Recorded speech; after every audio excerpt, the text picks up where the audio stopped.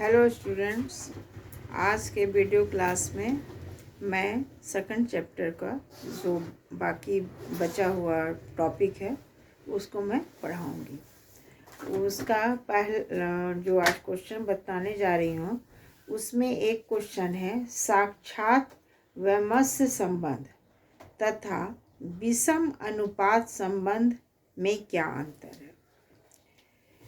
तो पहले बतलाती हूँ कि साक्षात वैमनस्य संबंध क्या है। जब दो वस्तुओं में साक्षात वैमनस्य संबंध होता है, जब एक में घटती होती है तो दूसरी भी घटती है, और जब पहले बढ़ती है तो दूसरी भी बढ़ती है। जैसे थर्मामीटर का पारा, जब बुखार चढ़ता है तो थर्मामीटर का पारा भी ऊंचा होता है, और जब बुखार घटता है तो थर्मामीटर का पारा भी घटता है। तो इस तरह के संबंध को हम साक्षात वैमनस्य संबंध कहते हैं। और विषम अनुपात संबंध में है कि जब भी दो वस्तुओं या परिणामों में घटना बढ़ना विपरीत रीति से हो तब वह विषम अनुपात संबंध कहते हैं। जैसे विपरीत गति से कहने का मतलब है कि जब एक बढ़ता है तो दूसरा घटता है, और जब दूसरा बढ़ता है तो पहला घटता है। यानी एक घटेगा तो दूसरा बढ़ेगा, और दूसरा घटेगा तो पहला बढ़ेगा। जैसे मान लीजिए कोई वस्तु बाजार में, जिस वस्तु की कमी हो जाती है तो उसकी मांग में मूल्य में वृद्धि हो जाती है, लेकिन जब वही वस्तु बाजार में अधिक मात्रा में आने लगती है तो उसके मूल्य में कमी आ जाती है। तो इस तरह के संबंध को हम विषम अनुपात संबंध हम कहते हैं। और ये वस्तुवाचकता और गुणवाचकता में विषम अनुपात का संबंध होता है, क्योंकि जब वस्तुवाचकता बढ़ती है तो गुणवाचकता घटती है, और जब गुणवाचकता बढ़ती है तो वस्तुवाचकता घटती है। जैसे मैं बतला दूं कि मान लीजिए मनुष्य का सामान्य और सार गुण है पशुता और विवेकशीलता। तो अगर हम सिर्फ मनुष्य जाति को लेते हैं तो उसमें संसार के सभी मनुष्य आ जाते हैं। तो इसका जो वस्तुवाचकता है वो काफ़ी बढ़ा हुआ रहता है, लेकिन गुणवाचकता में कमी रहती है। लेकिन जब हम गुणवाचकता में वृद्धि कर देते हैं, जैसे मान लीजिए कि हम यहाँ पर मनुष्य के साथ लंबा उसका गुण जोड़ देते हैं, तो वैसे में वस्तुवाचकता में तो मनुष्य, पशुता, विवेकशीलता और लंबाई 3 गुण आ जाते हैं, लेकिन वस्तुवाचकता में कमी आ जाती है, क्योंकि इस श्रेणी में वैसे ही मनुष्य आते हैं जो संसार में लंबे हैं। तो इसलिए जब वस्तुवाचकता बढ़ती है तो गुणवाचकता घटती है, और जब गुणवाचकता बढ़ती है तो वस्तुवाचकता घटती है। ये विषम अनुपात संबंध होता है। तो यही साक्षात वैमनस्य संबंध और विषम अनुपात संबंध में अंतर है। एक बार मैं फिर बतला दूं कि साक्षात वैषम्य संबंध में जब एक घटता है तो दूसरा भी घटता है, और जब एक बढ़ता है तो दूसरा भी बढ़ता है। जैसे थर्मामीटर का पारा, जब बुखार चढ़ता है तो थर्मामीटर का पारा भी चढ़ जाता है, और जब बुखार घटता है तो थर्मामीटर का पारा भी घट जाता है। लेकिन विषम अनुपात संबंध में जब एक बढ़ता है तो दूसरा घटता है, और दूसरा बढ़ता है तो पहला घटता है।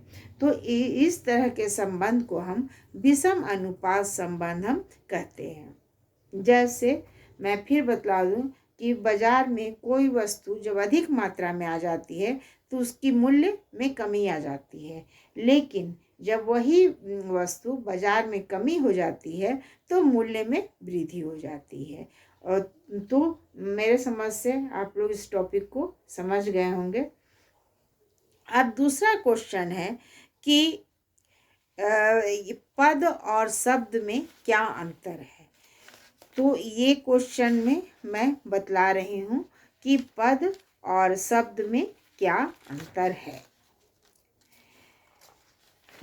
पहला पॉइंट है कि पहले मैं डिफिनेशन बतला दूं कि वे शब्द या शब्द समूह जो स्वयं किसी वाक्य का उद्देश्य और विधेय हो सकते हैं या होते हैं तो पद कहलाते हैं। जैसे जवाहरलाल गोरे हैं, तो ये जवाहरलाल जो है सो ये इसमें उद्देश्य है, और गोरा और विधेय को रिप्रेजेंट करता है।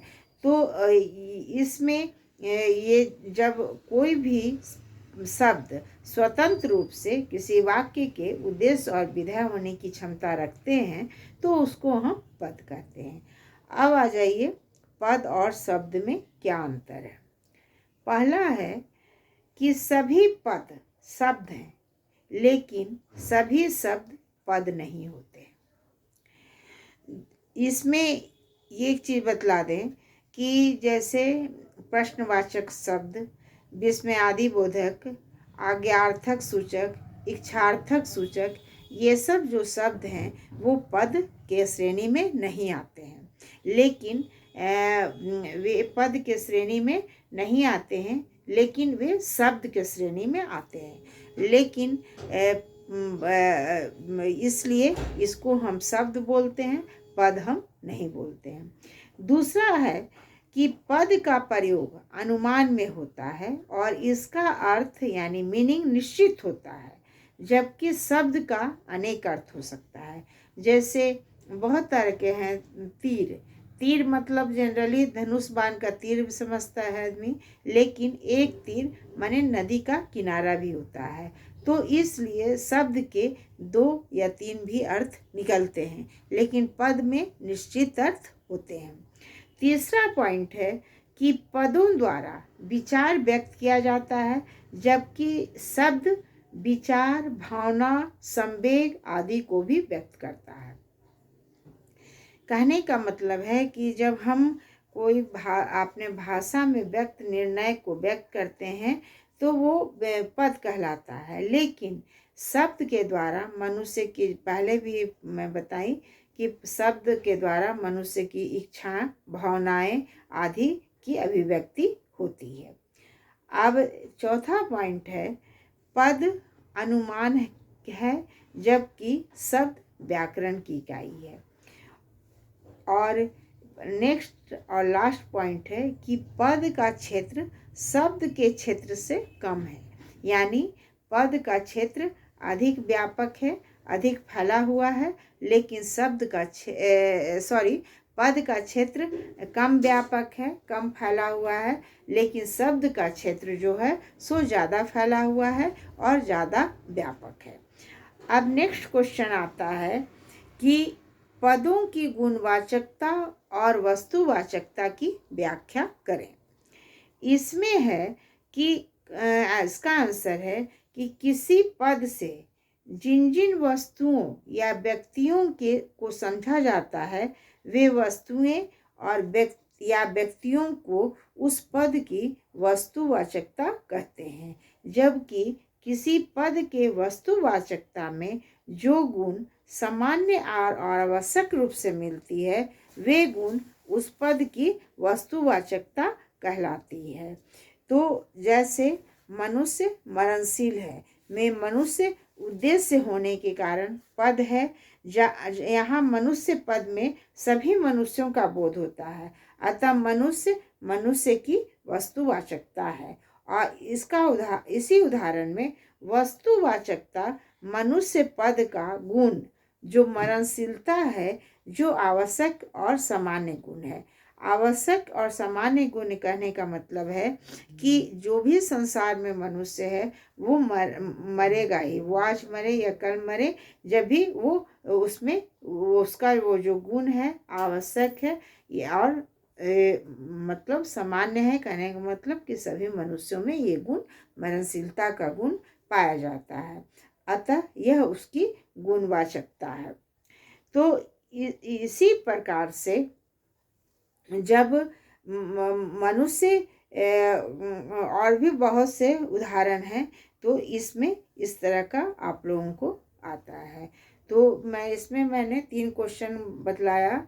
पद और शब्द में अंतर, दूसरा साक्षात वैमनस्य संबंध और विषम अनुपात का संबंध, और तीसरा क्वेश्चन था कि पदों की गुणवाचकता और वस्तुवाचकता की व्याख्या करें। ये 3 क्वेश्चन को मैंने डील किया है। नेक्स्ट वीडियो क्लास में मैं आगे बढ़ूंगी। Thank you.